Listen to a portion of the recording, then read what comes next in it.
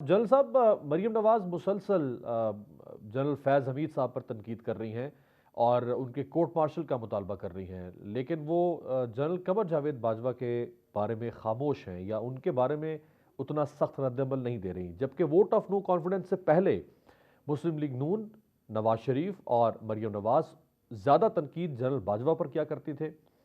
Vote of no confidence के बाद तनकीद हो रही है जनरल फैज़ पर। तो अगर कोर्ट मार्शल का मुतालबा करना है तो फिर जनरल बाजवा का मुतालबा ये क्यों नहीं कर रहे, सिर्फ जनरल फैज पर तनकीद क्यों हो सकती है? देखिए, जो रीजन है वो खैर ये बेहतर बता सकते हैं। मैं सिर्फ क्या सराही है मेरी। इशू ये है कि जनरल बाजवा 4 स्टार हैं और जिस तरह अभी बातचीत चलती रही है और कहा जाता है कि जनरल बाजवा ने इनको सपोर्ट भी किया, ये आए भी यहाँ तक, तो ये समझते हैं कि वहां तक तो ठीक है। और चूंकि जनरल फैज को पहले बीआईसी से चेंज किया गया, फिर जब उनको वहां से पेशावर से मूव करके भावलपुर ले आए, उस वक्त बातचीत हुई थी तो आर्मी ने कुछ ज्यादा रिएक्ट नहीं किया था। तो ख्याल ये है कि he is comparatively soft target, number एक। नंबर दो, नून लीग के पास या पीडीएम एज ए होल उनके पास नैरेटिव नहीं है।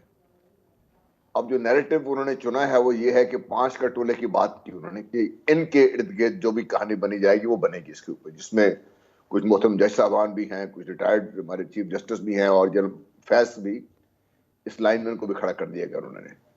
और जो नैरेटिव ये बना रहे हैं कि हमारे खिलाफ ना सिर्फ ये कि पनामा एक साजिश थी, पनामा का सारा जो केस था जिससे चला वो भी एक साजिश थी, और हर स्टेज पर जनरल फैज उन्होंने हमारे खिलाफ हर तरीके से काम किया, जिसकी वजह से ना सिर्फ नवाज शरीफ साहब डिस्कालीफाई हुए, मरीम बीवी को भी सजा हुई। तो वो ये सारा ये बयानी लेकर वो सामने आ रहे हैं।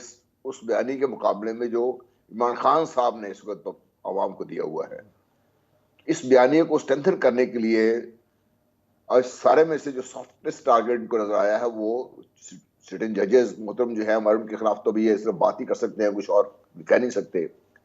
एक हमारे रिटायर्ड चीफ जस्टिस हैं